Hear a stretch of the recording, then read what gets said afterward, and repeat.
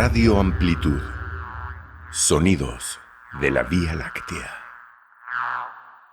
Amigas y amigos, bienvenidos a Radio Amplitud y su podcast número 3, Camino a la Cortina de Hierro, que son el capítulo 4 y el capítulo 5 de Memorias de Amor y de Guerra de Rafa Rosal, Paz y Paz. Ya tercero, man, tercero. Sí, con micrófono mejor, ¿verdad? Ahí está. Disculpen que hemos tenido algunas incidencias técnicas. Tuvimos incidencias técnicas antes de este podcast, Sí, que tuvimos ya. que repetir otro podcast, pero bueno, es lo que es lo que tiene que ser, así que venimos con más fuerza que nunca. Y bueno, yo Empecemos de una vez, démoslo. Empecemos, no solo pido disculpas que estoy un poco con la nariz tapada, un poco de cuestiones del frío. Y nada, sin mayor dilación, entremos a escuchar ya lo que es el viaje, ¿verdad?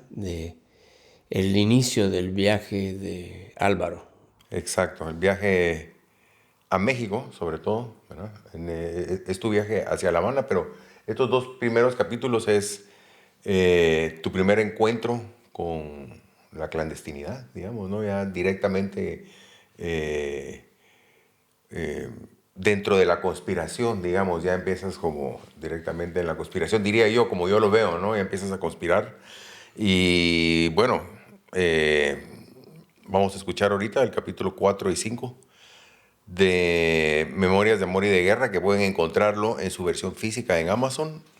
El sonolibro, que se encuentra en 34 plataformas, incluidas Spotify, iTunes, Audible de Amazon y muchas otras, donde pueden ir a buscarlo y también regresar aquí y, bueno, acompañarnos con Rafa, que nos va a conversar cada capítulo, cada 2 capítulos. Tendremos aquí en Radio Amplitud para poder conversar cosas muy interesantes, interioridades de la guerra, digamos, desde el punto de vista de la vida de Álvaro, de Rafa y de la guerrilla, digamos, de lo que era la guerrilla en los 70s y 80s. Así que nos vemos en un rato después de escuchar el capítulo 4 y 5. Radio Amplitud. Sonidos de la Vía Láctea. Capítulo 4. Debí esperar a Esteban a las 10 en punto en la esquina del Pollo Campero de la 7ª Avenida de la Zona 9, muy cerca de la Plazuela España. Un Golf GTI rojo paró frente a mí. Esteban bajó la ventanilla y me ordenó subirme atrás. «Cerra los ojos», me dijo, y salimos disparados hacia el sur. La 7ª era entonces de doble vía. Una cuadra después volvió a parar. Alguien se subió y yo me corrí para darle lugar. La operación se repitió 2 veces más. Y ya con el carro lleno, Esteban bromeó diciendo que nos había dicho que cerráramos los ojos, no la boca. Igualmente seguimos callados. Luego de varias vueltas para desorientarnos, paró y escuchamos cómo se abría un portón que se cerraba luego de entrar. «Pueden abrir ya los ojos», nos dijo. Mi sorpresa fue grande cuando vi que entre los 4 que habíamos subido al carro se encontraba Sebastián, que de aquí en adelante será Pablo, y luego Chimael ya en la montaña. Adentro de la sala nos esperaban otros 3 compas naturales, como les decíamos a los compas indígenas, porque en muchos lados así se llamaban a sí mismos. Era Meme, Ricardo y Ovidio. Además estaba Nayo, de padres chinos, quien estaría al mando de la escuadra que iría a Cuba. Meme iría de segundo responsable. De mechos, caxlanes o ladinos, o sea, de gente de la ciudad, iríamos Pablo, Neto, Jaime, Nayo y yo, 8 en total. Viajaríamos en parejas. Mi pareja sería Neto, y la ruta de viaje sería la más complicada que se puedan imaginar por razones de seguridad. Un señor ya mayor, con sombrero campesino, fue quien nos abrió el portón, y que se presentó como el tío, acompañado siempre de una perra pastor alemán. Nos fue sirviendo Coca-Cola, mientras Esteban nos daba indicaciones para el viaje. Saldríamos en 3 semanas, una pareja al día. Viajaríamos todos primero por tierra a México, luego a Praga.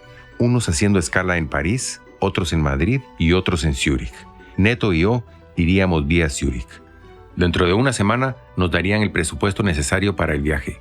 Los que no tuviéramos pasaporte tendríamos que sacarlo a la brevedad. En el caso de Pablo, Ovidio y yo tendríamos que tener cartas de autorización de nuestros padres para poder viajar solos, ya que éramos menores de edad. En el aeropuerto de Praga nos recogerían nuestros pasaportes y debíamos asegurarnos que no nos sellaran los pasaportes diciendo las palabras mágicas: "No check, no check". Nuestras dudas se irían aclarando en los próximos días. Teníamos el honor de ser la primera escuadra de combatientes de la organización en ir a Cuba. Éramos la vanguardia que abriría el camino para que cientos de compañeros pudieran viajar después de nosotros. De ahí que nuestro comportamiento y dedicación debían de ser ejemplares. El momento era realmente impresionante. Esteban nos hablaba con sencillez y precisión. A nadie le cabía duda de que estábamos realmente haciendo historia. Una historia silenciosa que debía terminar en el día de la victoria final. Pronto la habitación se llenó de una nube de humo de cigarro. Todos fumábamos mientras el tío iba vaciando los ceniceros. A Meme, Ricardo y Ovidio ya los conocía. Un mes antes me habían designado para que les mostrara los barrios de los ricos y las barriadas de los pobres. Así que los llevé a La Cañada y luego a Santa Fe. Caminando por la Avenida de las Américas, muy cerca de donde yo vivía, seguramente éramos un grupo llamativo. Yo les había dicho que si nos paraba la policía, dijéramos que eran trabajadores de la finca de mis papás y que me dejaran hablar a mí. Era realmente conmovedor ver sus caras al ver las mansiones de la gran ciudad. Meme, con sus 36 años, era de lejos el mayor del grupo. No podía dar crédito que existieran casas así. De pronto, se sintió un poco mareado y nos pidió que descansáramos en el parquecito de La Cañada. Bajamos al bosquecito y fue como ver a un pajarito recobrar el aliento luego de una travesía por el denso tráfico. Bajito, de bigotes cantinflescos y de una risa amplia que descubría sus dientes postizos. Meme había vivido toda su vida en la montaña, los últimos 2 como guerrillero. Ricardo me recordaba a Peter Pan. Creo que hasta las orejas tenía un poco puntiagudas. Era natural, pero había vivido bastante en la costa, trabajando en los ingenios azucareros. Trataba de ver todo aquello como normal, pero igualmente se sorprendió al ver tan cerca la panza de un jet aterrizando cuando recorrimos las callejuelas de Santa Fe con sus casas improvisadas.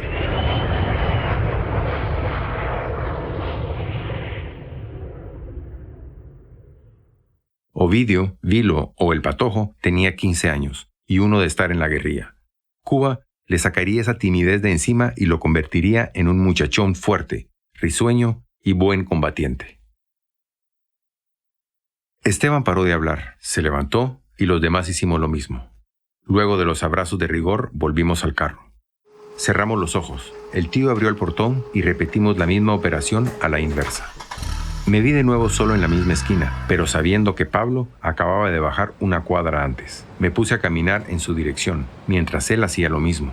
De modo que nos encontramos a media cuadra aparentando un encuentro casual, pero hirviendo por dentro. Nuestros sueños infantiles se estaban volviendo realidad. Lejos quedaban aquellos juegos de soldados y guerrilleros, donde los soldados eran chichicastes que nosotros abatíamos con nuestros machetes.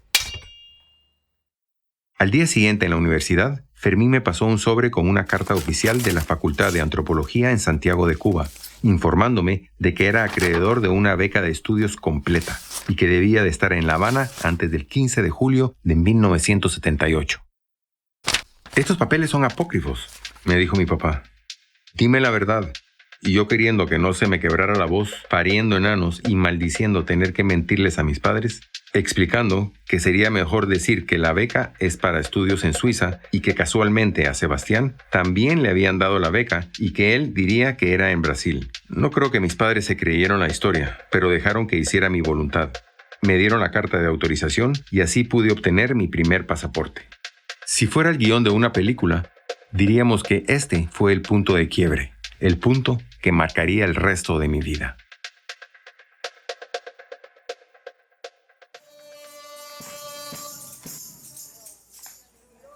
Gloria a Dios y a su nombre. Lo primero era sacar el pasaporte.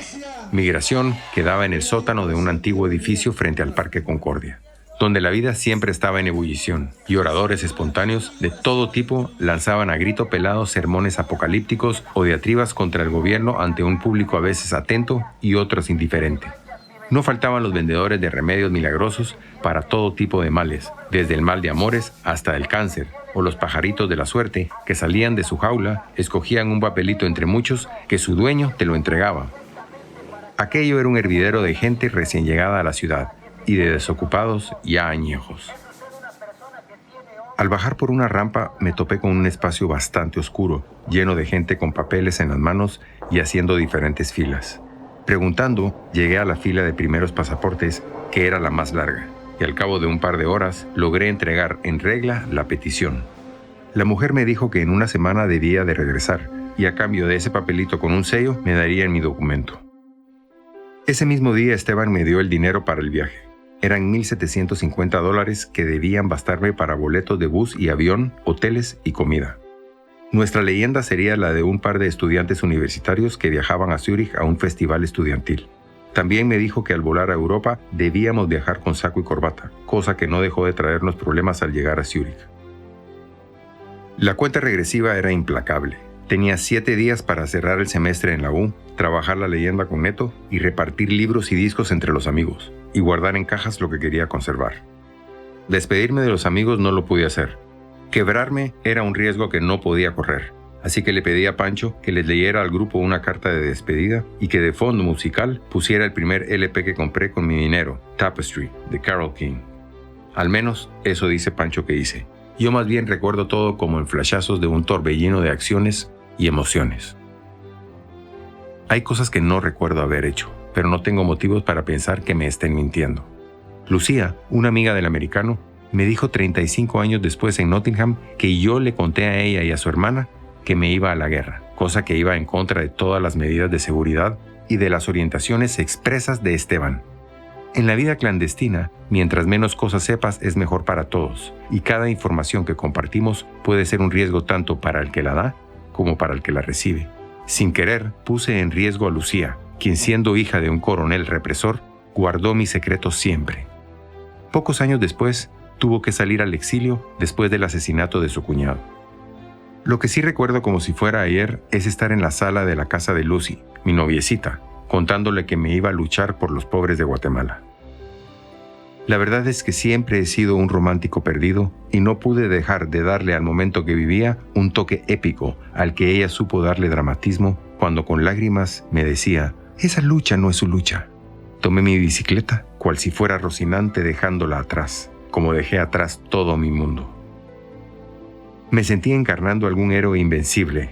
Batman, Superman, Flash Gordon y los Cuatro Fantásticos eran una pantufla en comparación mía. Con un nudo en la garganta, la dejé llorando y me fui a la U, sabiendo que Ramón sería esa única incorporación que necesitaba hacer antes de partir a la guerra. Ramón tenía esa madera de mártir convencido o rockero pragmático que podría garantizar la continuidad de la lucha en aquella escuela. Décadas después, nos encontraríamos sabiendo que no había lealtades que reivindicar más que sabernos fuera del círculo de corrupción e impunidad que caracteriza a la clase política de nuestro país. El potrillo rápido se siente potro, y el potro se siente ya garañón, y en ese momento yo era un Pegaso capaz de lo imposible, de lo nunca logrado, de prodigar justicia, amor e igualdad, cual ángel divino surgido de una ideología atea que me exigía sacrificio, entrega total, fidelidad ciega y a cambio me ofrecía el paraíso del cielo aquí en la tierra.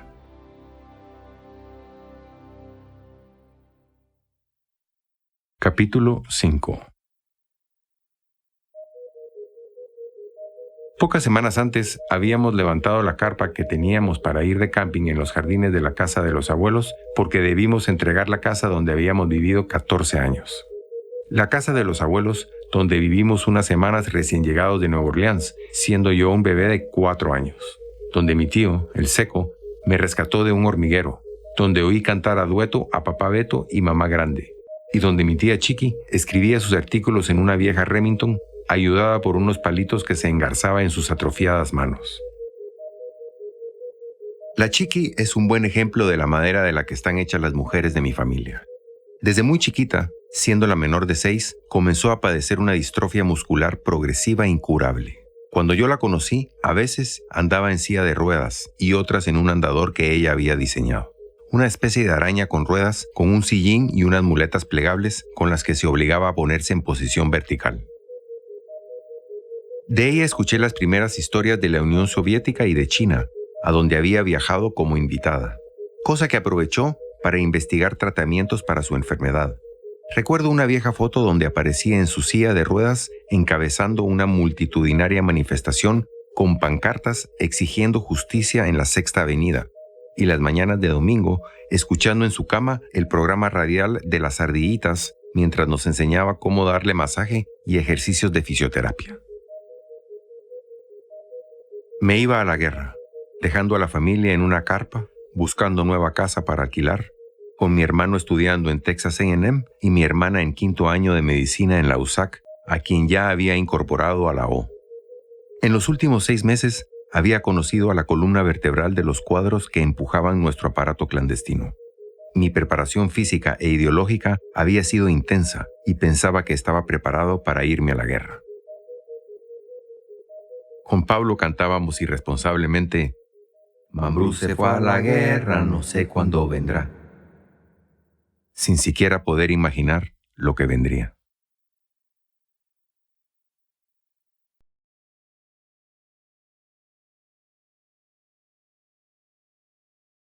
Pablo me prestó las llaves de una casita que tenían cerca del Mayan Golf en Villanueva, con vista al lago de Amatitlán, para despedirme de mi vida civil. Para ello, me había organizado con disciplina militar: el ramo de flores, la caja de chocolates, la botella de vino y la loción de moda, Brut 33. El objetivo: una morena compañera de la U que tras sus anteojos escondía una seductora mirada que hacía un par de meses había descubierto me dedicaba subrepticiamente en clase.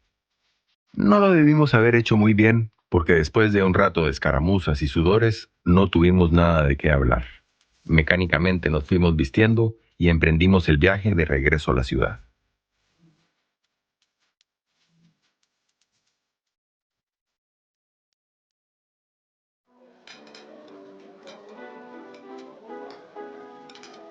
La noche del 29 de junio de 1978, fuimos a cenar a un bonito restaurante en la zona comercial más exclusiva de la ciudad.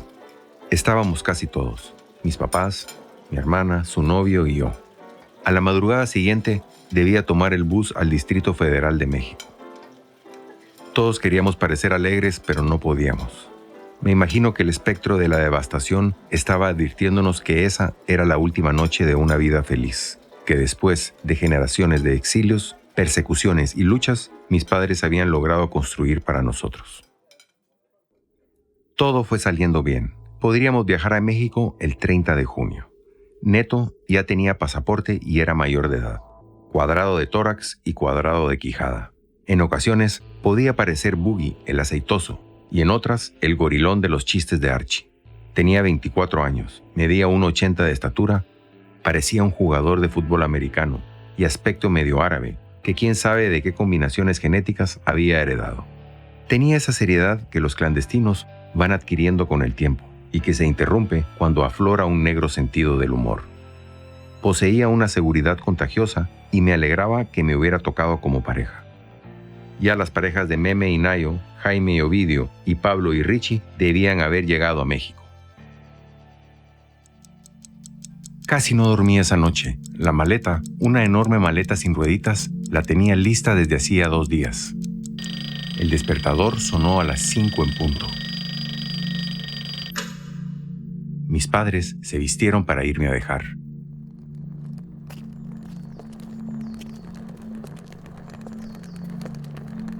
Recorrimos las calles desiertas en silencio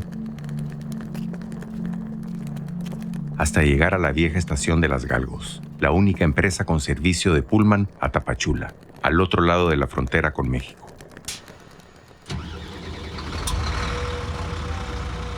Ya por subir al autobús, mi madre, luego de 1000 consejos, insistió en escribir en mi librito de Mafalda la dirección y teléfono de mi primo Calobeto, quien se encontraba haciendo una maestría en el Distrito Federal. En medio de los últimos abrazos, vi cómo mi padre saludaba a los papás de Neto. Resultó que se conocían y no se veían desde sus tiempos universitarios, y daba la casualidad de que su hijo también había ganado una beca en la Isla de la Fantasía. Mi padre no dijo nada, pero me di cuenta de que eso le confirmó su certeza de que nos íbamos a preparar para una guerra que apenas estaba por comenzar. Subimos al autobús con los primeros rayos del día. Las calles comenzaban a llenarse de vehículos y en las salidas habían retenes de la policía. Era un día especial. Era la toma de posesión del nuevo presidente, el general Romeo Lucas García. Pasando Escuintla, encendimos el primer cigarro. Ninguno de los dos había querido iniciar conversación. Nos sentíamos acompañados, pero necesitando hablar con nosotros mismos. Despedirnos de ese yo que nos había acompañado hasta entonces y encarnar definitivamente a Neto y a Álvaro. En todo caso, sabíamos que no podíamos hablar de nuestras vidas personales y cualquiera en el bus podía ser una oreja del gobierno. Por la ventanilla desfilaban cerros, volcanes y montañas. La próxima vez que las mirara, las iba a estar caminando. La llegada a la frontera nos sorprendió a los dos.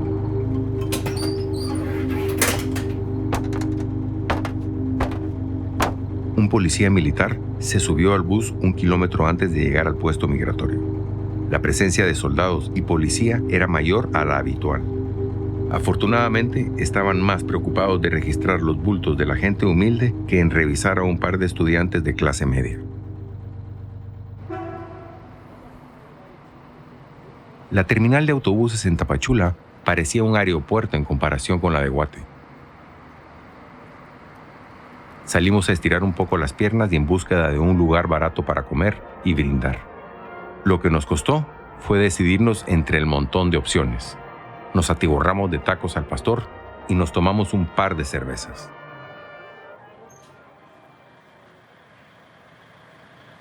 Regresamos con tiempo suficiente para escoger nuestros asientos de fumadores, revisar nuestro equipaje y el cinturón oculto donde guardábamos nuestro dinero. Teníamos por delante más de 1,200 kilómetros, así que ya con la panza llena y con las tecates entre pecho y espalda, nos dispusimos a fumar otro cigarro antes de caer en un profundo sueño y despertar en el tráfico de la hora pico en la caseta de la entrada al DF. Ahora éramos nosotros los que parecíamos bajados de la montaña ante la inmensidad del Distrito Federal. Casi 2 horas de tráfico, ejes viales, edificios y coches, mantra urbano, hasta llegar a la gigantesca Tapo, la terminal de autobuses.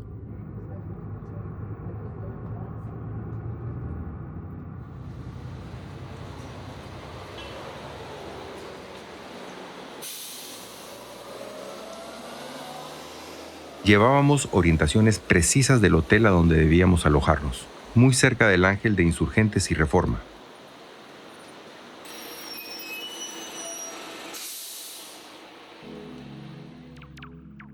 Era una pensión con ambiente familiar, amueblado al estilo los 50s, y una calma y un silencio casi imposibles de creer en esa parte de la ciudad. Las cosas nos estaban yendo con una precisión cronométrica. Teníamos tiempo suficiente para ir a una agencia de viajes a comprar los boletos de avión para llegar a Zúrich, almorzar como cavernícolas y hacer un buen reconocimiento de los alrededores del hotel.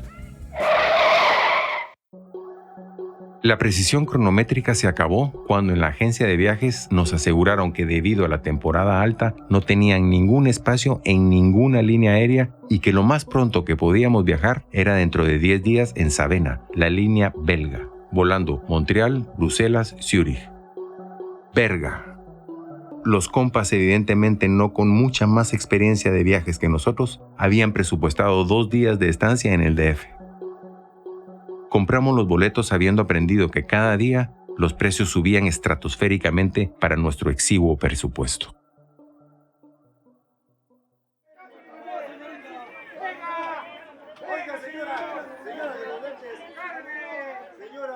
Nos estábamos cagando del hambre. Esa clase de hambre que solo se puede tener en la adolescencia y después de un viaje de 24 horas en bus, casi sin haber comido. Así descubrimos los tacos, las dobladas, las gringas, los sopes y cuanti más deliciosuras que por unos pocos pesos se podían disfrutar por todos lados de aquel centro histórico de vida bullante jamás vista antes por aquellos mis ojos. De todo, de huitlacoche, de carnitas, de cabeza, de cochinita pibil, de rajas, de hongos, de nopal, de lo que se quieran imaginar.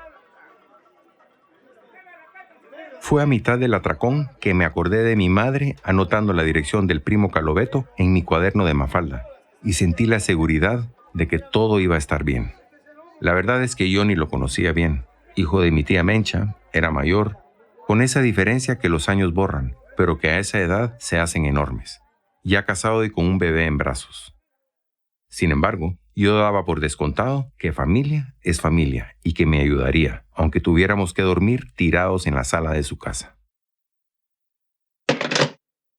Qué alivio al colgar el teléfono, sabiendo que mi primo nos esperaba a los dos y que ahí podríamos conseguir un lugar donde dormir los 10 días siempre que ayudáramos con los gastos del supermercado. Por más que la vida te lo muestre 1000 veces, cuesta aprender que de la angustia a la aventura se puede pasar en fracciones de segundo.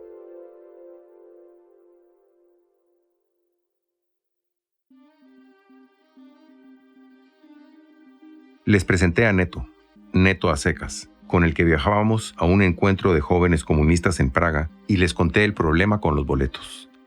Creo que fue la esposa la que mencionó a este otro primo que se acababa de mudar por Tlalpan, con su esposa y 2 niñas a un depa con habitación de servicio con 2 catres, donde seguramente estaríamos todos más cómodos. Se hicieron las llamadas pertinentes mientras nos tomábamos una cerveza.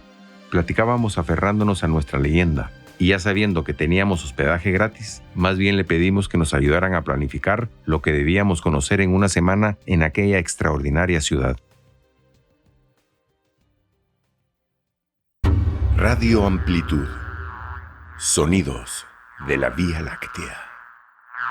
Bueno, pues ya estamos de vuelta aquí en Radio Amplitud con Rafa, después de escuchar estos 2 capítulos de Memorias de Amor y de Guerra, el capítulo 4 y el capítulo 5, que son el camino a la cortina de hierro, que es cuando Rafa sale para entrenarse en Cuba, pero en esos entonces ir a Cuba era muy complicado, digamos, ¿no? Sí, no, es que realmente hay que trataremos de contextualizar la cosa a nivel global, ¿verdad? O sea, era el momento más caliente de la Guerra Fría, ¿verdad?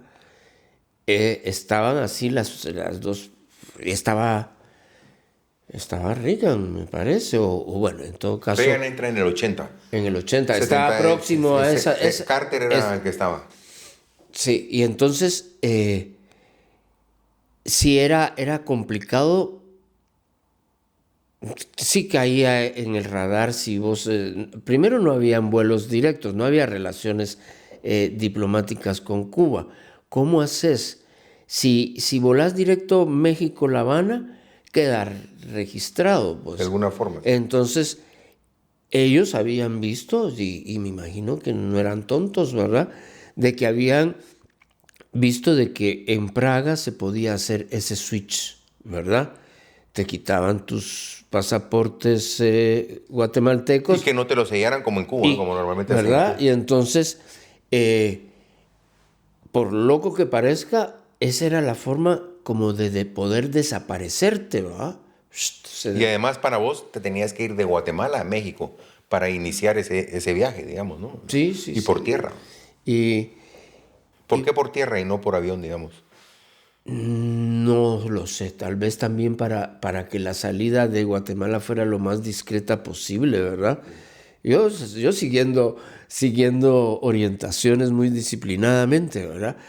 Pero sí, tenés razón, ¿verdad? Ese es el punto de quiebre en la historia donde ya sabes de que no hay vuelta atrás, ¿verdad?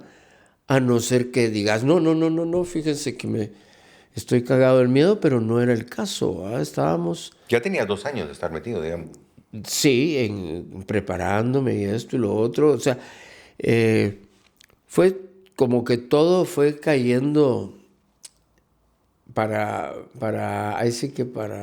lo que fuera. No me gusta decir mi desgracia, ¿verdad? Porque lo vivido, bien vivido está, ¿verdad? Pero para que se dieran las condiciones para que justamente a mí, en ese contexto social, con ese historial familiar, qué sé yo, viniera y le dijera a Esteban, sí, vos, me voy, ¿verdad? Entonces, Ya ahí, pues es cuando ya te dan plata, ¿verdad? Te dan una plata. ¿Y de dónde venía esa plata? Pues fíjate que ahí es donde yo digo, pues tendría que venir de Cuba, ¿verdad? Pero yo tampoco creo que a los cubanos les sobraran los dólares, ¿verdad? Así es que ¿Donaciones de personas o secuestros o no? Porque dicen todavía no estaban activos, ¿no? dicen piensa mal y acertarás, ¿verdad? Si ya sabes que tenés que ir a Moscú para ir a La Habana, pues puede ser que sea de Moscú que manden el dinerito, ¿ah? Digo yo.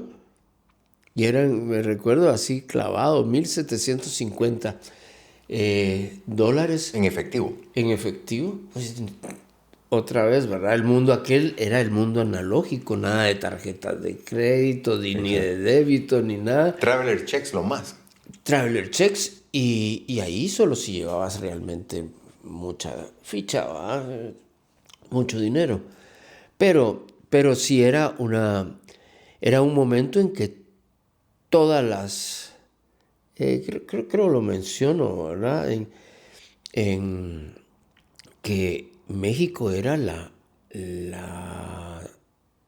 ¿cómo se dice? La sede de la CIA o la oficina de la CIA más grande fuera de Langley en Estados Unidos, pues, porque además en México estaban todos los subversivos del planeta, ¿verdad?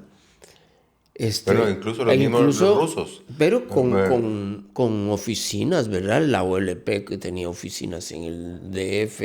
Bueno, Trotsky o ahí. Sí, o sea, México tiene una historia de recibir de refugio, ¿verdad? Y en Guatemala siempre, ¿verdad? Bueno, a Cuba, de hecho, México es de los pocos países que los ayudaba, en el sentido que había producto mexicano ahí, que los viajes de toda la vida, ellos fueron bastante neutrales con Cuba, ¿verdad? Pues fueron, me parece, el único voto en contra de sacar a Cuba de la OEA. ¿Te recordás? Porque bueno, a Cuba la sacaron en el 62, me parece, cuando ya se declara socialista. La OEA la saca de la organización. De Estados Americanos, ¿verdad? Y mira, entonces cuando iniciamos esta parte como ya de la conspiración, le digo yo, y pones de punto de referencia el pollo campero de la zona 9. Ese es un lugar emblemático. ¿Quién no sabe dónde está el pollo campero de la zona 9? Porque es el primero que hubo en el mundo. En el mundo. Y ahora hay miles. Hay por todos lados, ¿no? Aquí en España. ¿Cómo hemos avanzado, verdad? Exacto. No. Y la sexta y la séptima avenida de 2 vías. Era una Guatemala muy distinta, más pequeña, post-terremoto, ¿no? Y te vas a tu primera casa de seguridad. Supongo que es la primera casa de seguridad que visitas. Sí, fíjate que para actualización a los chapines de la capital, pues la séptima avenida tenía doble vía, ¿verdad? De ida y vuelta y entonces pues nos reciben en Pollo Campero en dirección hacia el sur, porque... La séptima iba de sur a norte. De sur a norte y la sexta de norte a sur. Ajá. Y entonces pues llegamos al Tecumumán y tampoco habían todos esos puentecitos de... No, era una plazona, me recuerdo. Sí, una era especie una como de cosa, plaza. la plaza de Tecumumán, ¿verdad? Y ahora lo dejaron ahí entre los... Todavía no lo han aniquilado todavía, pero... Y entonces pues esta casa de seguridad estaba seguramente detrás del zoológico, ¿verdad? Subiendo a Pamplona. Pamplona es, ¿verdad? Zona 8, sí. Zona 13. Ya Pamplona para adentro es zona 8. Toda esa área. Zona 13 es cuando te vas por el aeropuerto. Ya. ¿Ah? Santa Fe, entras por Santa Fe, puedes dar la vuelta y subir a la zona 14, digamos, por Santa Fe. Pues pues ahí atrás de los leones creo que andaba. Fíjate que en mi casa se oía el león ahora que me pongo en las noches. Y estábamos hasta del otro lado de Hincapié. Es increíble. Lo que hablar del pasado te puede hacer retroceder. Sí, bueno, toda ¿verdad? esa área todas esas eran calles de tierra todavía, muchas. Y en mi barrio todavía ahí habían algunos manzanas que no se habían vendido ni lotificado y habían cafetales, mano. O sea, sí ha pasado el tiempo, ¿va?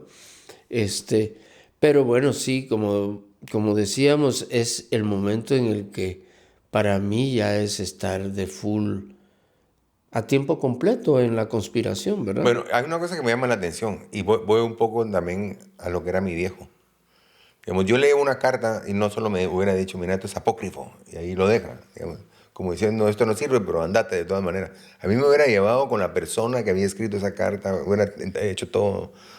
Tu viejo era muy cómplice tuyo, o sea, sabía exactamente lo que hacías y no te puso muchos peros, ¿no? Pues yo no sé si agradecerle o recriminarle eso, ¿ah? Porque de repente sí los jóvenes podemos cometer errores, ¿verdad? Errores estratégicos en nuestra vida. Pues yo sé que yo hubiera sido un médico brillante, ¿verdad? Pero la vida me llevó por otro lado, ¿verdad? Y ya para qué me pongo a pensar en eso, ¿ah? Pero es que cuando lo que decíamos, ¿verdad? Cuando ya fue un hecho, ya no hay marcha atrás, ¿verdad? O sea, si mi abuela tuviera ruedas sería bicicleta y fue lo que fue, ¿verdad? Y si mi abuela tuviera huevos, sería mi abuelo, decía. Con todo el arrepentimiento o con todo el orgullo o con toda la vergüenza, ¿verdad? Que significa haber estado y ser en una pequeñísima parte responsable de lo que fue la guerra en Guatemala, ¿verdad? Y digamos, esta es digamos, la segunda etapa, se podría decir, de la guerrilla en Guatemala. La primera es la del 59, 60. 60, sí. ¿Puedes hablarnos un poco de esto para que la gente tenga un poco de referencia sobre esta primera guerrilla? Pues es que ahí es donde surge lo que yo le llamo la condición bastarda de la guerrilla guatemalteca, ¿verdad? Porque nace del ejército, del mismo al que quiere destruir, ¿verdad? Algo así como, ¿cómo decía aquella canción? Papá, te voy a matar, mamá, te quiero... Doors, The End. Sí, this is the end, ¿no? Pues son dos oficiales subtenientes del ejército, John Sosa y Turcios Lima, que en Guatemala son legendarios, ¿verdad? De todo lo que fue la primera guerrilla en la Sierra de las Minas, en el oriente del país, ¿verdad? Pero ahí fue designado para luchar contra esta guerrilla el que entonces creo que era coronel Manuel José Arana, ¿o cómo es que es? Arana Osorio. Arana Osorio, ¿verdad? Más conocido como el Chacal de Oriente.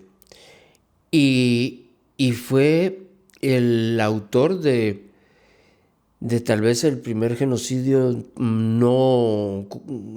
si no reconocen el que fue multitudinario de Occidente, el de Oriente fue más pequeño. Más una masacre, más pero que sí, ¿no? Pero sí hubo casos de aldeas en donde sacaban a los hombres y los fusilaban enfrente de las mujeres de la aldea, pues, o sea, eso sí pasó en Oriente. Sí. Bueno, las historias que contaban eran que si a los hombres con armas, a las mujeres creo que eran con cuchillo y a los niños contra los árboles, creo que los mataban.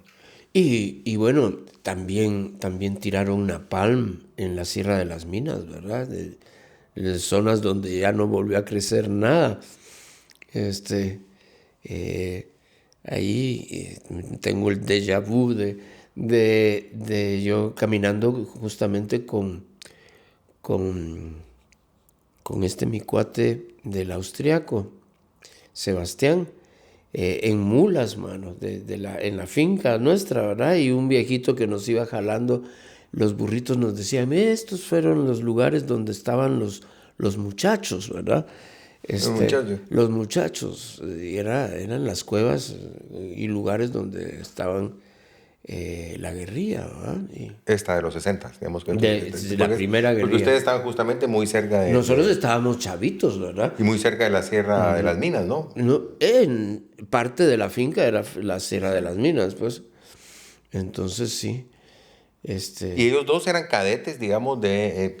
que lo habían era el estudiado ejército, en Fort...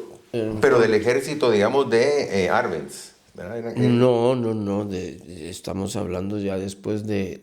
Arbenz lo sacan en el 54 y pasaron 6 años en los que entró la liberación, se decía, ¿verdad? O sea, ellos nunca estuvieron, nunca fueron parte del gobierno de Arbenz o del No, ejército de Arbenz, nada. nada que Ellos ver. salen en la época de Castillo Armas. Sí, además eran chavos también, jovencitos, de tenientes, como saliendo de la Politécnica, por decirte algo, se van a entrenar los mandaban a entrenar a Estados Unidos y regresan y hacen servicio militar probablemente en el interior, donde ven la pobreza y se sensibilizan y deciden crear la primera guerrilla, ¿verdad? Y esto, Castillo Armas está del 54, digamos, 55 al 56, 7. Sí, a Castillo Armas no sé cuánto duró, pero duró Como muy 2 años, poco, muy mano. poco. Se lo quebraron, Y después ¿verdad? entra, llega, no me recuerdo De el ahí nombre. será ya Peralta Zurdia y... Ahorita no lo tengo claro. Es ahí donde Turcios Lima y John Sosa Estarían... es post incluso Castillo Armas. Sí. Bueno, la esposa de Castillo Armas llegó a ver a mi mamá cuando yo nací, porque de ahí una larga historia. Castillo Armas se quedó en la casa de mi abuela. Cuando él iba a entrar, ¿verdad? Cuando entró necesitaba una casa que quedara cerca del Palacio Nacional. ¡Qué amistades vos! Pues te estoy contando, ¿me entendés? Te estoy contando por qué, de dónde de dónde viene mi interés por todo esto, de todas las historias que nosotros escuchábamos, ¿no? Sí, es que cuando muchas veces cuando hablamos estamos como del lado opuesto del espejo, amor, por decirle de alguna manera. Cuando vos lo viviste de muy a lo interno de la extrema derecha, Pues como te lo estoy decías. contando, o sea, él estuvo buscando casas cerca del Palacio Nacional y llegó a la casa y estaba mi abuela. Y por supuesto, mi abuela era, bueno, medio alemana, digamos, mitad alemana. Un poco más porque su abuelo, bueno, por ahí estaba la cosa. La cosa es que estaban buscando una casa y mi abuela así como, sí, no tenga pena. Y se salió de la casa con mi mamá y sus hijos. Literal, se fue a vivir, no, ahorita no me recuerdo dónde se fueron a vivir y ellos se quedaron muy agradecidos. De ese gesto. Exacto, y cuando nacimos nosotros, yo al menos y mi hermana, ¿cómo se llamaba la señora? No me recuerdo, nos llegó a ver. La esposa de Castillo La Armas. esposa de Castillo Armas llegó a ver a mi mamá al hospital. Mira, pues... Entonces... Ya era la viuda de Castillo Ya, yo Armas. me imagino porque eso Sí, fue el 66, sí, pues, pues vamos. sí, ya era la Ya viuda. era la viuda, sí, porque se habían quedado muy agradecidos, no sé, ¿me entendés? O sea, cuestiones que yo había... Cuando yo tuve conciencia, pues obviamente eran historias de la familia, ¿va? Pero sí interesante, porque te digo, hay momentos en que concordamos en muchas cosas, vos de un lado, yo del otro, literal, vamos, porque también mi papá era azucarero y estuvo asesorando a Ríos Montt, a Sí, Dolores. ¿no? Y te digo, una tía que se las daba, mi tía preferida, querida, bueno, todas las quiero, pero que era de patria o muerte para todo y realmente muy pro revolución cubana, ella votó por Democracia Cristiana y por Ríos Montt, ¿verdad? En cambio, mi familia era más del Partido Revolucionario, porque que era ya no me recuerdo. Sí, extraño lo que le pasó a ese personaje Ríos Montt, porque de eso pasó a sí, ser ¿no? una cosa tremenda. Parecía algo así como un militar realmente con sensibilidad social, ¿verdad? Y habrá quienes lo reivindiquen, que era tanto el amor a su patria que vio necesario realizar un genocidio, ¿va? Es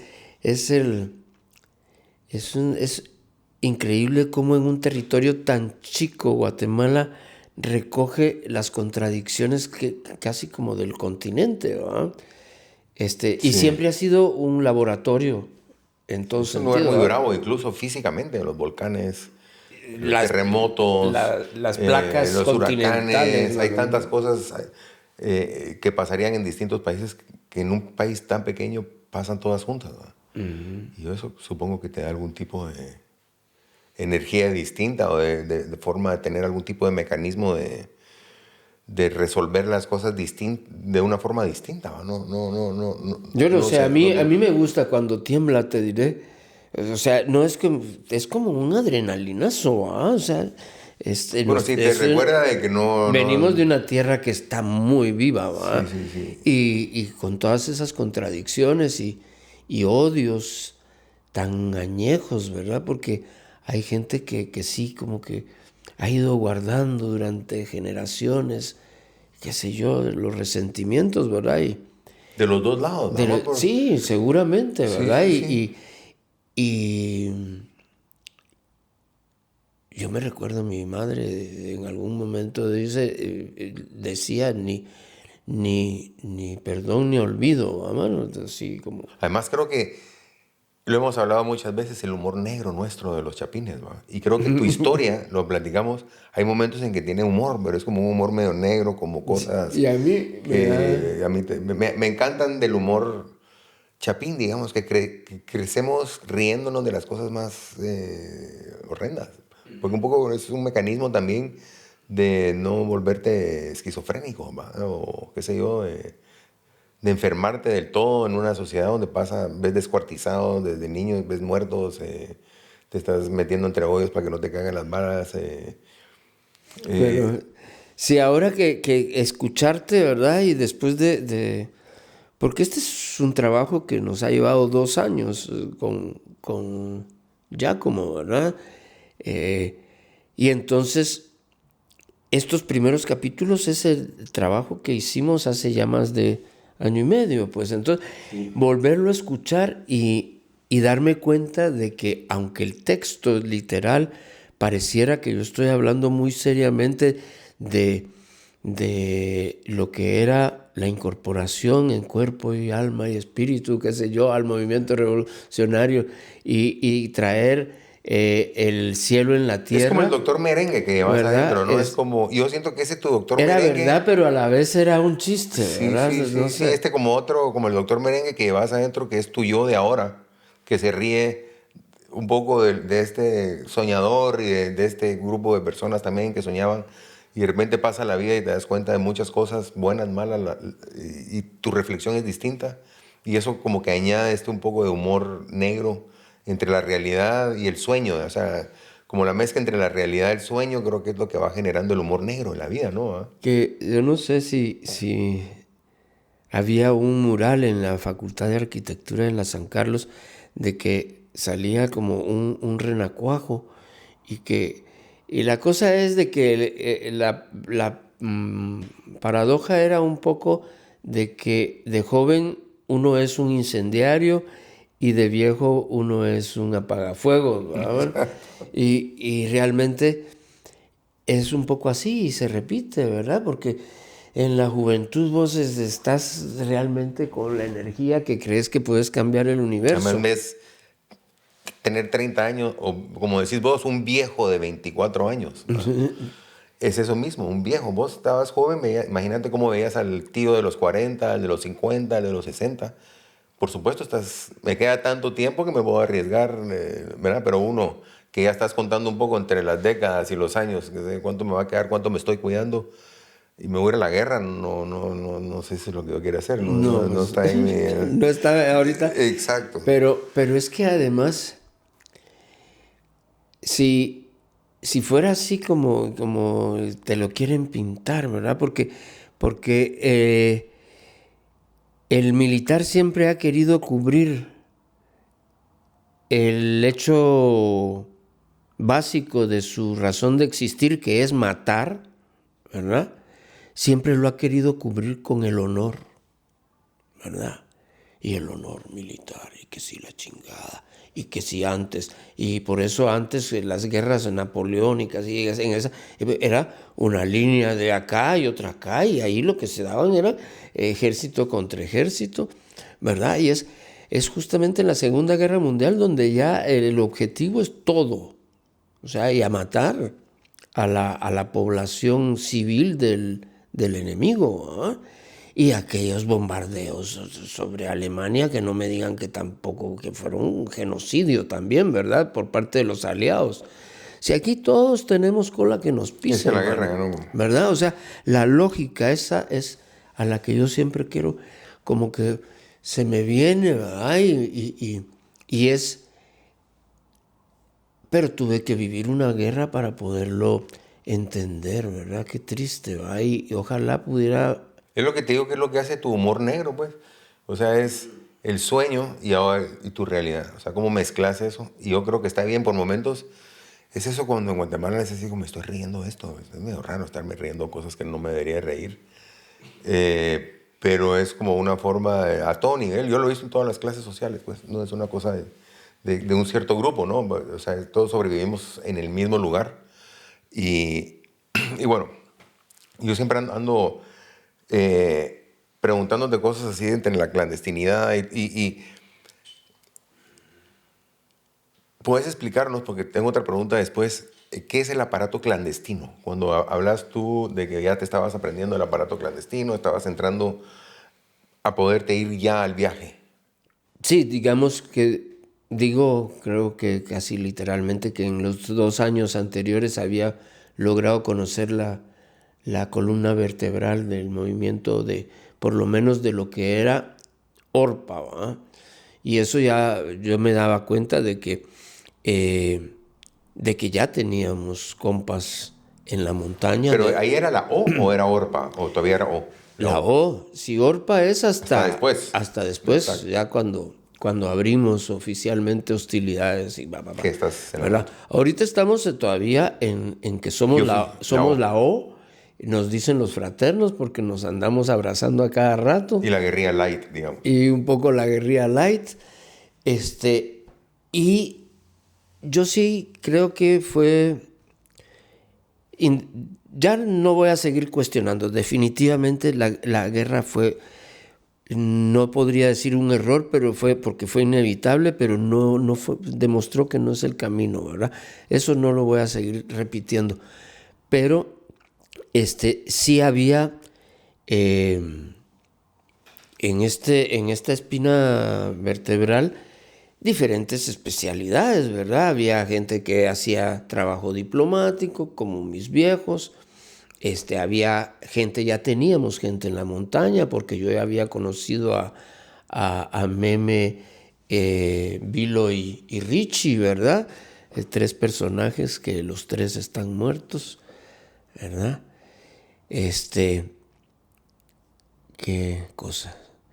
De esa escuadra de las 4, y no sé si aquí puede decirse que es spoiler, ¿verdad? Pero de esos 8, solo 3 estamos vivos. No voy a decir quiénes. Increíble. Además, vos sos también un milagro, pues. O sea, hubieran situaciones en las que deberías haber muerto y que poco a poco pues, las vamos a ir contando a través de los podcasts. Pero no fue como que no estuviste cerca, estuviste muy cerca. Solo fue como que había una mano que te sacaba y te ponía en otro lado. Sí, manos. Es que eso de ser sobreviviente, cuando te das cuenta de que no es solo una palabra, ¿verdad?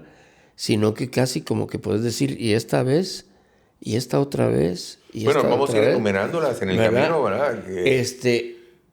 No debería de haber yo sobrevivido, ¿ah? Y pues aquí estamos, ¿verdad? Tratando de que no tuviera que pasar esto nunca más, ¿verdad? Pero cada vez hay más guerras en este mundo. Y el que te fue a recoger, el que iba y estaba como encargado, no sé si de los comandos o no sé, en la ciudad, era hijo de un militar, ¿verdad? Sabían, entre la guerrilla, hijos de militares. Esteban era un personaje y era de muy buen humor, siempre estaba. Y sí, yo muchos años después me enteré que era hijo de un coronel, ¿verdad? Y en esos momentos en los que yo lo conocí, era el jefe del Frente Urbano de Orpa.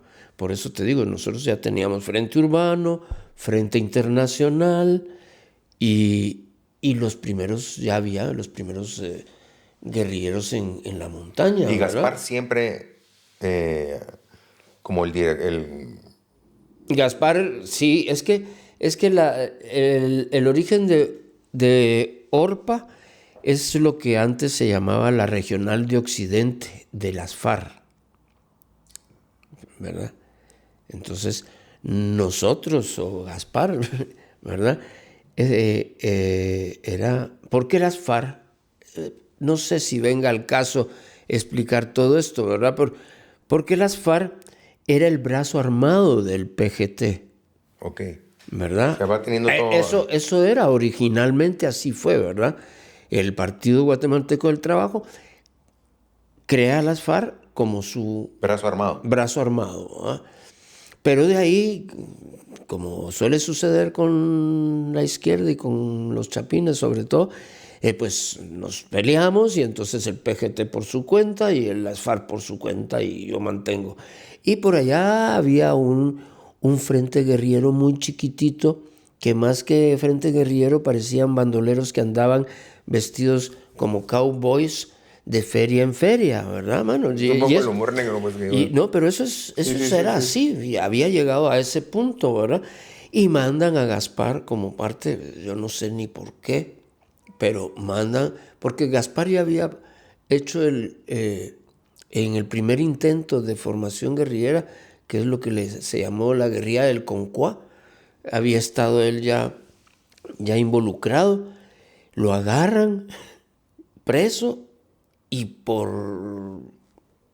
solo porque era hijo del Premio Nobel. del premio Nobel, ¿verdad? Es que lo liberan y lo sacan a México, ¿verdad? Pero esa es otra historia. Pero en esta que te digo es que ya mandan a Gaspar a la Regional de Occidente a poner orden, digamos. Ya. Y eso en el Tajumulco, fíjate, en un campamento que después yo conocí, que se llamó El Filtro, porque en El Filtro... Era como un campamento grande, ¿no? Donde había mucha gente. No, nunca. Bueno, 100, pero, no, menos. No, imagínate, era las FARC después de los vergazos de Zacapa. Entonces era realmente un núcleo muy pequeño y a la mayoría se les expulsó, ¿verdad? Porque tenían una cuestión como de tener una política de trabajo político, le llamaban, pero y se le llamó de los chipilines, ¿verdad? Donde habían fiestas, literalmente, mataban alguna vaca de un rico, que tampoco era tan rico, para dar de comer a la gente, ¿verdad, mano? Y la mataban porque se la iban a... Para comer la vaca. No, yo sé, pero ellos no se la compraban, pues, o sea, era como... No, era una cosa como que haciendo trabajo político, ¿verdad? Fiestas en los pueblos, ¿verdad?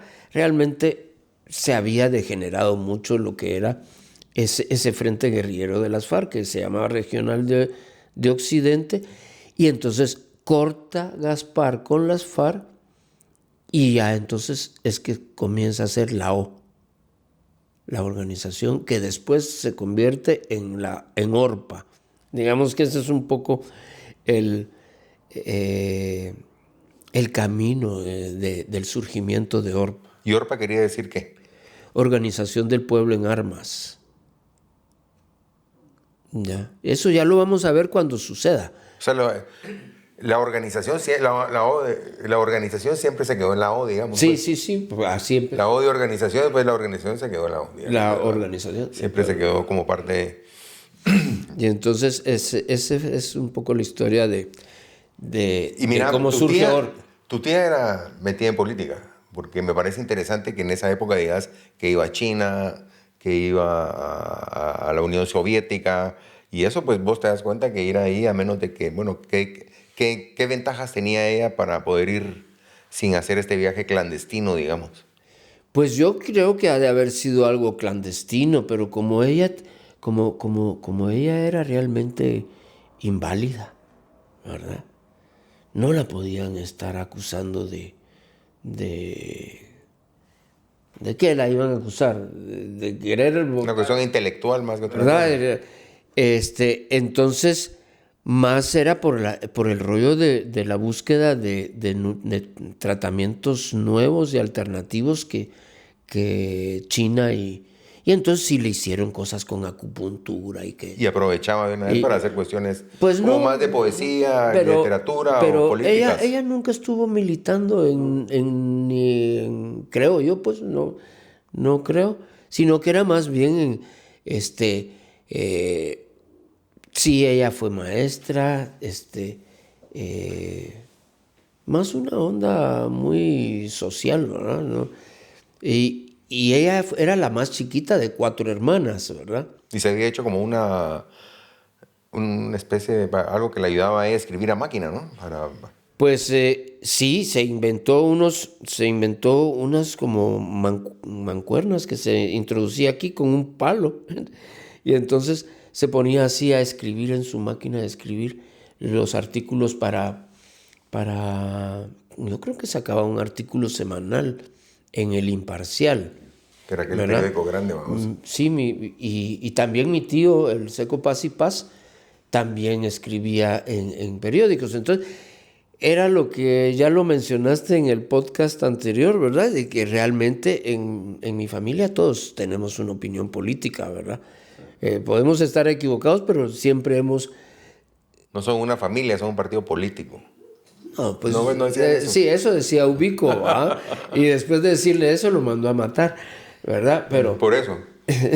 Por ser un partido político, no una familia. Pero, sí, y mis otras tías también. Mi tía Elena, más ella, un poco como vos, ¿verdad? Ella se volvió pintora y fue más en el rollo... Como resistencia, Como digamos. en el rollo plástico, ¿verdad? El arte como resistencia. Pero digamos, ¿no? sí, a ella le tocó que le secuestraran a mi tío, Juan José Hurtado, ¿verdad? Mi vecino, ¿verdad? Sí, que era tu vecino. ¿verdad? Bueno, voy a decir, literalmente. sin que ¿verdad? nos conociéramos, yo quería ser como el primo, como Álvaro, tu primo, por la razón de que él se llama Álvaro.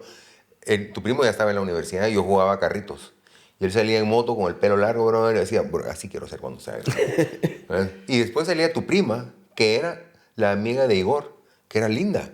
Bueno, yo me recordaba eso de niño. Yo tenía Bueno, y 7 años. personaje 9 de la años. ópera de Igor, Exacto, ¿verdad? 9 años.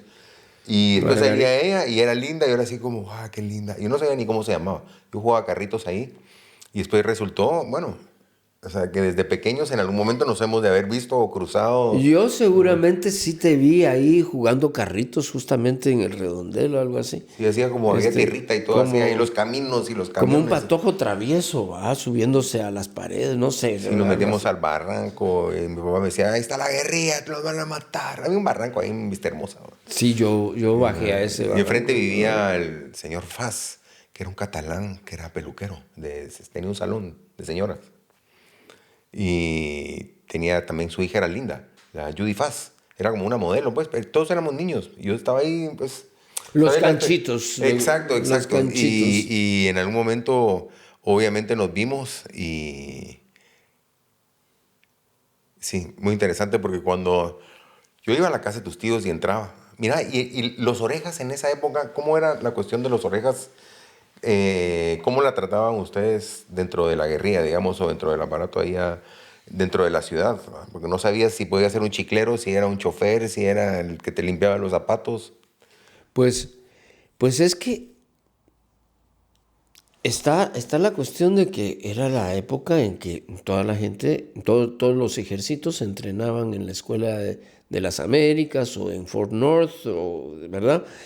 Y entonces había una escuela de contrainsurgencia, pues, en los que siempre pues hay que tratar de aniquilar al movimiento subversivo en sus inicios, ¿verdad? Y hay ¿Y cómo haces eso? Con inteligencia, si entre los estudiantes hay una efervescencia estudiantil, pues metes ahí un infiltrado de que Se va a pasar por ellos. que diga que sea el más revolucionario que todos y te puedes infiltrar.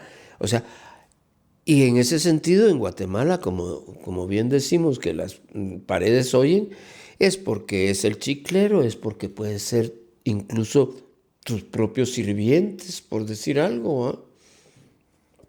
Que sean agentes de la G2, ¿verdad? De la inteligencia militar y por céntimos, por dádivas, ¿verdad? Que si a los... Ahora me recordé del señor presidente, ¿verdad? Y todos los pordioseros del Portal del Comercio. Ahí habían delatores, ¿verdad? De gente que miraba y entonces es algo que Guatemala no es algo nuevo, ¿verdad? Está en la literatura de Guatemala, como siempre, en esa cosa de divide y vencerás, ¿verdad? De tratar de dar dádivas y para poder conseguir. Y como sabes que de alguna manera sos una dictadura, pues lo que tenés que hacer es controlar, ¿verdad? Exacto. Control, control, control, control, control. Y así son todas las dictaduras del signo ideológico que sean, ¿verdad? Bueno, te recordás los Jeeps, aquellos Toyota Land Cruiser, donde lleva la judicial. Sí, hay de las pocas imágenes que se conservan, ¿verdad?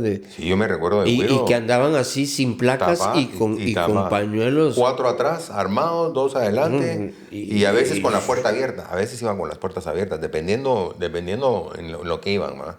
Sí, me Y sí, recuerdo. a mí me daba miedo. Y después que yo te conté que con el tiempo me enteré de los Falcon verdes, de los Ford Falcon, Sí, que pues. utilizaban en Argentina para matar, secuestrar, reprimir. Mi abuelo tenía uno, que un día me dijo, mira, me vendieron, estos los traen de Argentina, me dijo. Y los dan buenísimos precios, están súper baratos. Ya le quitamos la sangre. Pues yo no sabía nada. Después haciendo un documental No, de no. Pérez Esquivel para Peace Jam, que es una fundación con la que he trabajado mucho haciendo documentales. Te estoy hablando, esto fue en los 80s probablemente. Y él me lo estaba contando como un gran negocio, no como que había comprado un gran carro, porque era un carro viejo y no era muy bonito, te digo la verdad. ¿Va?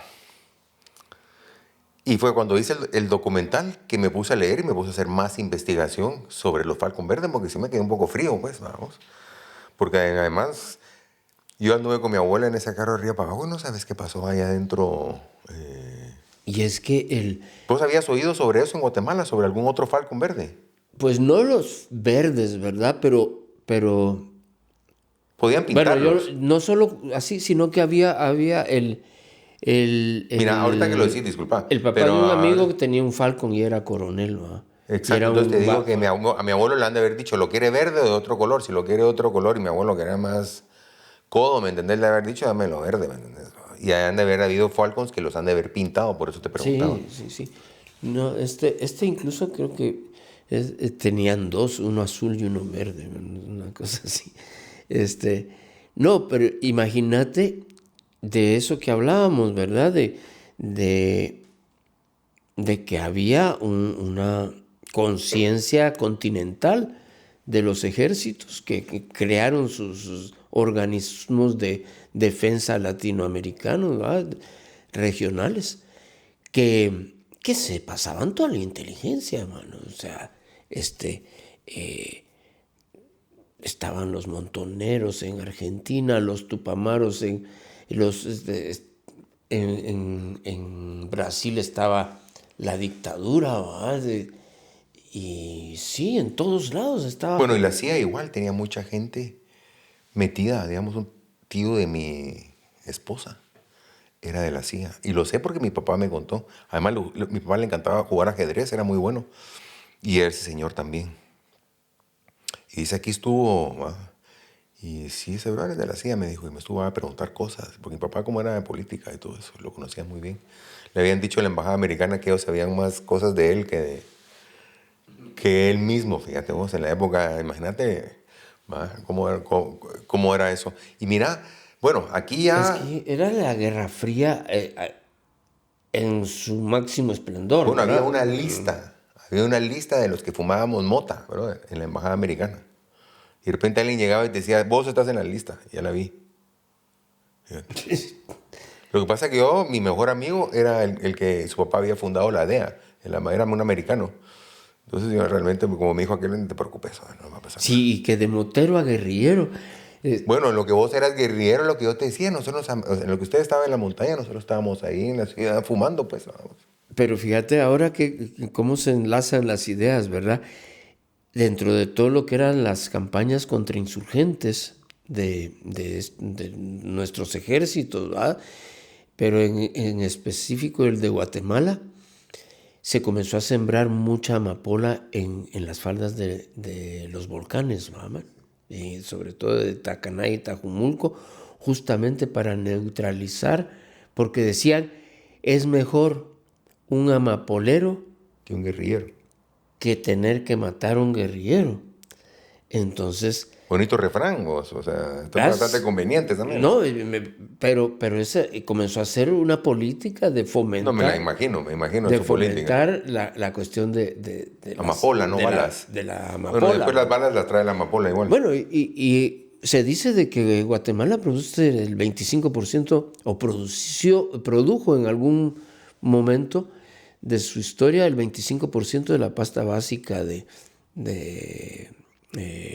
ya haber sido caballo, en esos tiempos, ¿no? Habrá sido en esos tiempos en los Pues que sí, usaban esa excusa. seguramente, si te digo que era así, pero yo creo que ya más después después de que ya como campañas de consolidación, después de lo que fue el periodo 80-83, que fue el del genocidio, ¿verdad?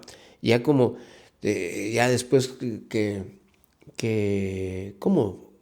Consolidar la pacificación, ¿va? Bueno, pero se entró ya todo el proceso de paz y todo eso, pero eso sí ya es irnos demasiado hacia adelante de la historia, ¿verdad? Y bueno, y aquí ya empieza el viaje, vamos, te subís al bus. Yo sí quiero hacer regresar un poquito a esa noche anterior y esa mañana, vamos, porque esa cena con tus papás era casi como una última cena, no la veías vos así. Es probable que me vaya a la guerra, no los vuelva a ver, me muera, puede ser la última vez que los vea. Pues sí, seguramente que todas esas cosas nos pasó por la cabeza a todos, ¿verdad? Pero Porque nadie habló de eso.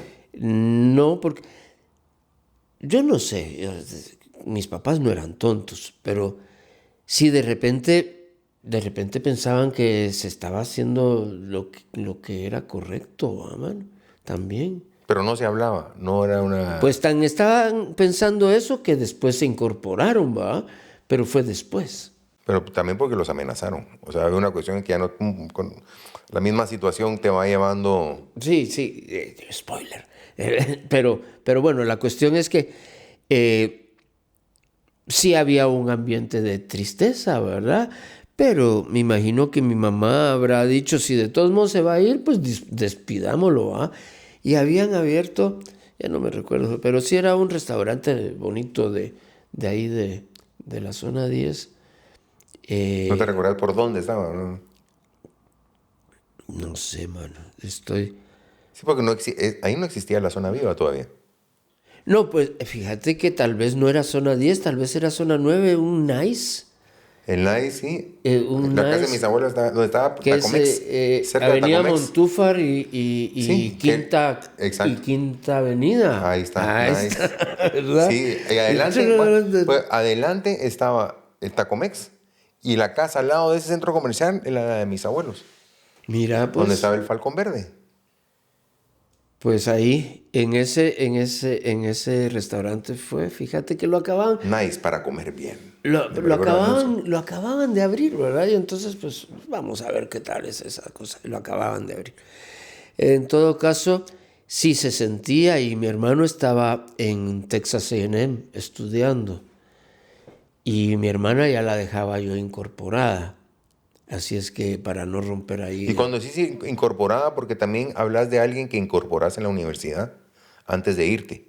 Sí, sí, ¿Y eso sí. era como algo que tenías que hacer? ¿Tenías que dejar a alguien incorporado antes de irte? ¿O fue una cuestión personal tuya?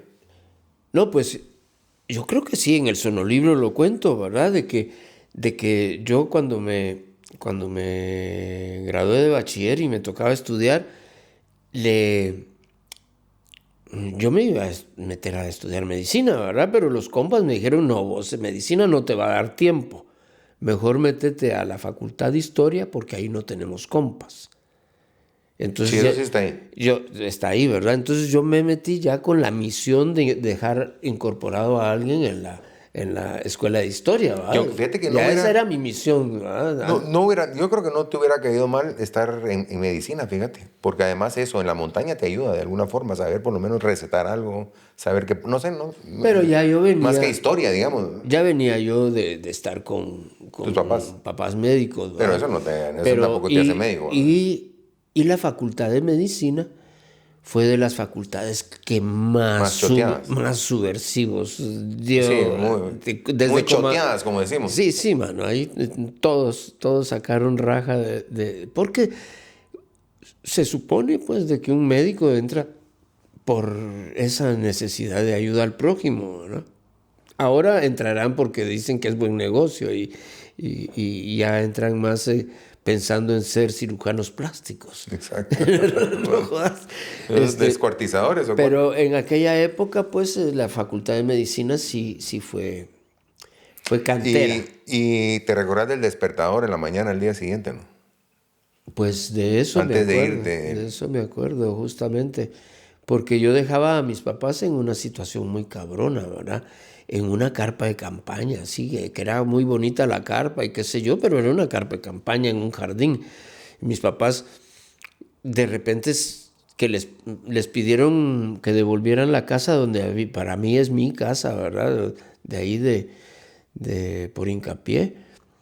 Y ellos, mi hermano en Texas, mi hermana que ya pronto también se iba a ir, y yo que me estaba yendo, pues entonces se quedaron ahí como solitos, ¿verdad? Te vas, te subís a un bus, ¿no? Una mañana. Yo sí, cuando escucho esa secuencia de ustedes yendo todos en familia a dejarte. Además, tu papá encuentra al papá de Neto y se termina de dar cuenta De que efectivamente, si no se había dado cuenta, que efectivamente te ibas a Cuba. Aquí otra cosa, pues. Exacto. Porque imagínate, él conocía al papá de Neto, sabía de que a Sebastián también le habían dado una beca. Y a mí, pues, como que Cuba dando tantas becas, ni que es la fundación Rockefeller, ¿no? ¿Y tu primer viaje a México? Esta es la primera vez que vas a México. Primera vez que me voy solo a ningún lugar, ¿verdad? Porque había todo lo que fue la sacada del pasaporte y eso fue una Tu primer cosa- viaje solo, primer viaje de- a México, que además México te impresiona. No importa si entras por Chiapas, por Comitán, donde sea, mano. por la Mesía, por donde sea, que México siempre es maravilloso y alucinante. Nosotros entramos, ahora que ya la conozco, debimos de haber entrado por Tlalpan, va, mano. Sí, hasta la Tapo. Y sí, una cosa tan grande, ¿verdad? Y ponete que cuando estamos hablando de Guatemala, estamos hablando de otra Guatemala también. Guatemala tenía 5 o 6 millones en esa época, mano. Sí, mucho, yo creo que 3. Vos. No, ya Para el terremoto, cuando yo estaba en 4º grado de primaria, que estudiabas Guatemala, ya teníamos 4,5 millones. Por eso digo yo que para el terremoto habremos tenido unos 5, 6 por ahí. Pero ahora somos 16, mano. ¿Me entendés? Se firmó la paz y puros conejos, mano. Pues yo tengo 4. ¿No? Y vos tenés otros 3. Pero bueno, sí, es que no hay mucho más que hacer en Guatemala que tener hijos, ¿no? O drogarte probablemente, vamos, no hay mucho, no, las expectativas no son muy buenas. Bueno, te vas y tu madre, porque todas las madres son así, vamos, te da una dirección que yo me imagino que el momento que jode mi mamá me está atrasando, ya me quiero ir. Sí, no, te y quiero dar vos un de beso. que ya sos grandecito y querés mostrarte, ahí estaba el neto viendo, qué sé yo. Yo andaba todavía de patojo, mano, un librito de Mafalda, ¿va? De esos que eran unos alargaditos así. Exacto, después lo hicieron la colección. Después le Sí. agregaron- Y entonces me agarró el librito y en la parte de atrás escribió nombre y dirección y teléfono de mi primo, mano. Y fue lo que nos salvó, efectivamente.